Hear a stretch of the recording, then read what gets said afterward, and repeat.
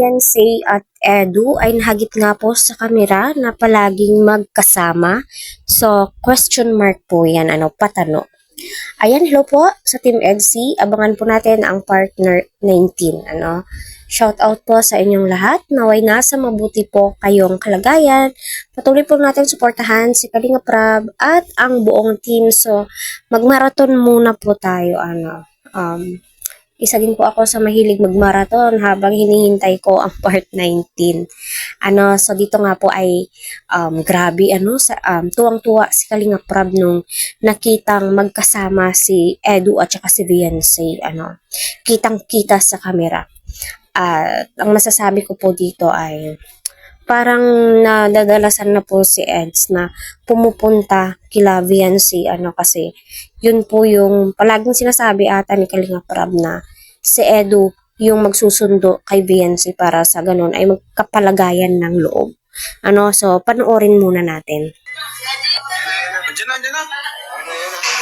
Ayun na.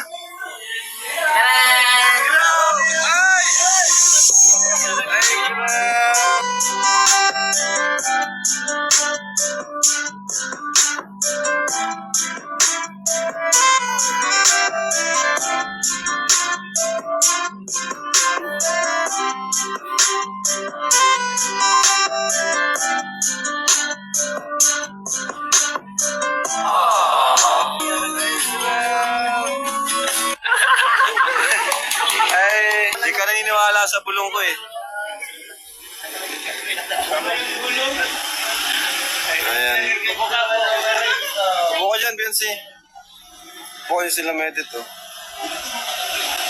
So, ayun nag-aabang po sila Kalinga Prab, so nakaka-excite. Yung ganito yung mapapanood mo, na yung iniidolo mo ay palagi silang magkasama, sinusundo ni Eds itong si Viancy, para sa ganun, ay magkasundo po sila at hindi na po mahiya itong si Viancy sa kanya para gumaan-gaan yung loob ni Viancy kay Edu, Kaya patuloy po natin silang suportahan.